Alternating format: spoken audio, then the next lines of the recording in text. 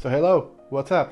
This video will be about this nice but cheap monitor from PortKeys. I have tried some features, I looked at it, it's very simple, so you will probably know just after this video if you want it or not. I was looking at another monitors to buy and I saw a bunch of them, and then I saw that this one came out and it was pretty cool. I have a pretty big Instagram, so I asked PortKeys if they can send me one for a review and showcase. So I got it for free, but if it wasn't good, I wouldn't say it was. I was on search for some cheap but very efficient way of monitoring myself when I record videos like this, because I have another YouTube channel. It's in the Slovak language and it's about FPV drones. So I was in need of something a little smaller than actual PC monitor screens. Most of the time I just record in this room, so I probably could just use these big ones behind me, but it is pain in the ass to use them because you have to switch HDMI to DisplayPort and stuff, and this will help me out even in the field when I need it, because I have a gimbal, I want to do some shoots with it. So I needed something like this, and we will check it out. And don't kid yourself, we don't need to see how it's packaged, it's just a cardboard box. So I will just very quickly go through it. We get a cardboard box, as I said, a manual, a warranty card, and the display itself, which is a 7-inch display and it supports the MPF batteries. It is nothing extra fancy, but it still has some impressive features that I actually like to use. So let's power it up and I will show you. In the box you get cables for it, and also you get this sunshade if you want to use it outside, which I wouldn't really use because it's plenty bright. It is 1000 nits, also for me, I will be using it inside a lot of time, which is even better. As I said before, it supports the NPF style batteries. I got this big 6600 mAh battery, which should last a few hours. If you don't have these batteries around, or you don't want to clutter your rig with them because they are actually pretty heavy, you can still power it from DC, and actually it supports up to 24 volts, which is very nice, because I have a bunch of drone batteries that are 24 volts and I could use these with the little adapter that I already have, and I don't need this battery at all. But I wanted the full experience, so I got this one because it was actually kinda cheap, it was like 30 bucks. To put the battery in, you have to hold this lock button. It actually locks the battery in and it doesn't fall out. You hear a little snap and everything is ready. And it powers up very quick. And you can see actually this is a light that I'm using, a studio light, and it is shining right into it, and you can still see actually what's going on. I don't know how many nits or how many lumens or what does this light output, but it is very bright and you can still see it. To test and show you stuff, I had this little A5100 camera.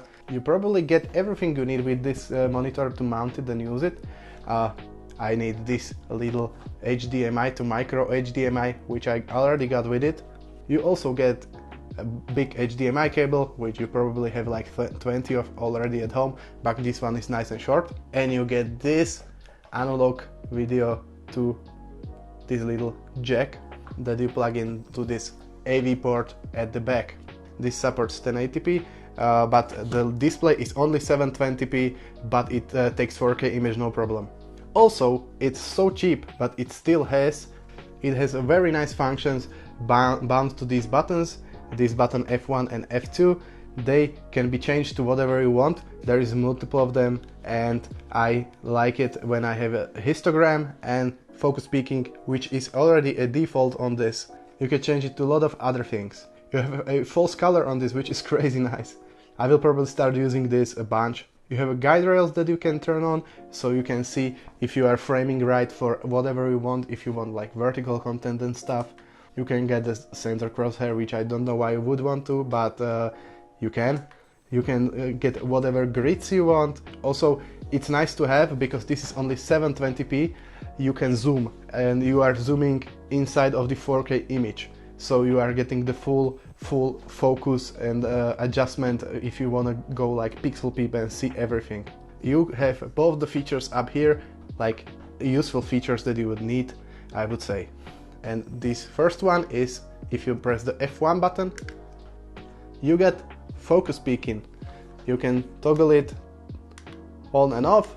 On this camera I see all the menus, I can turn it off, so you wouldn't see this little histogram here, but you can get one from the monitor, so it's super nice to have.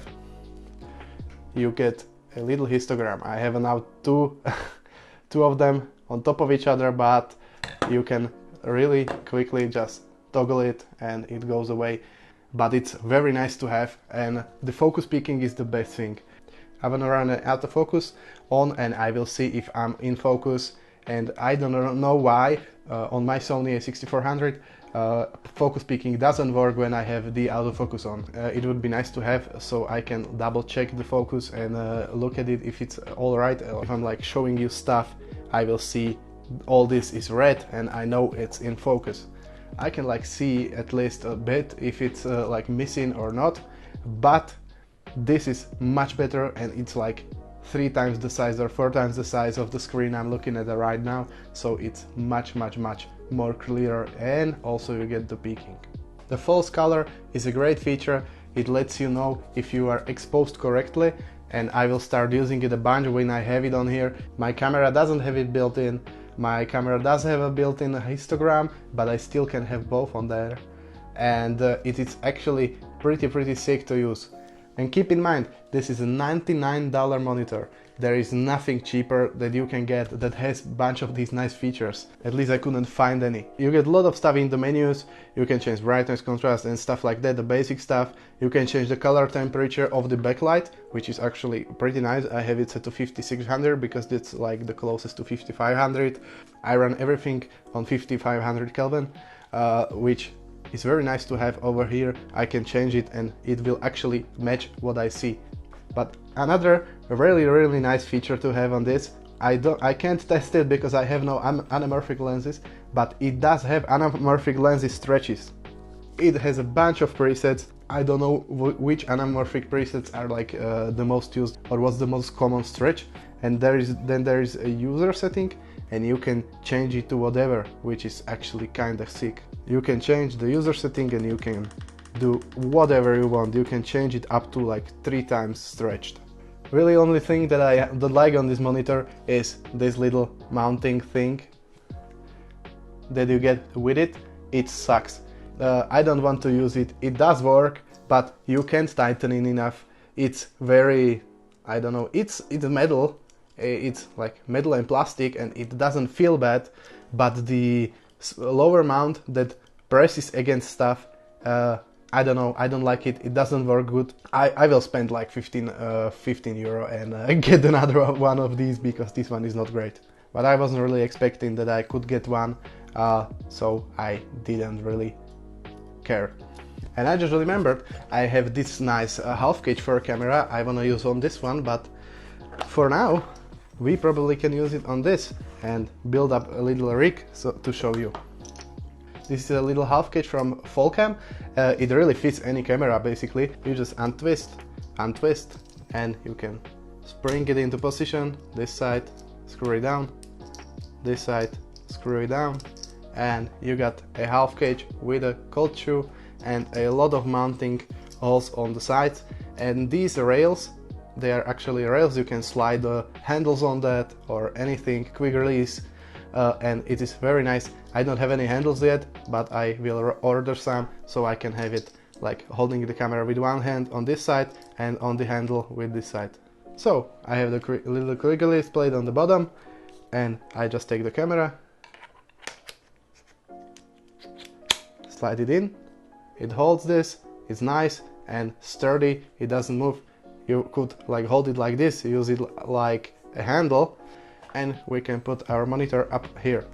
This is a little ridiculous with this small of a camera, but you can see it actually is great with this cage. You can hold it here, you can hold it here, and do whatever, and we'll look at the monitor, and that monitor is much better than this little screen. This one is even worse than the one on the A6400. And actually, another nice thing that you can have on this monitor, it has a USB-A port, so I could charge this camera and run the monitor at the same time.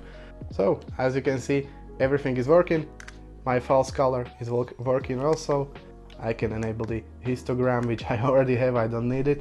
But this is actually very nice rig, and if you add a lot of weight to a camera like this, you get much better stable shots, because if you handheld this, it's very shaky. Same thing applies to the A6400. It is very small, so I use it with a cage all the time, because when I handheld stuff with it, it's very shaky. It doesn't have any IBIS, and my lenses don't have any stabilizations also. I have only one lens that has the OSS, and it's a bigger zoom lens, which I don't use a lot, but it is very nice to use. So, if you like this video, leave a like. I like to help you guys, so leave a comment, ask a question, I will answer it. Probably I will get a notification actually on my phone, because this channel is so small that I get every comment as a notification. And I will see you in a next video, probably very soon. I have a drone to review, and probably very nice entry to start flying FPV drones like I do. So goodbye and see you later.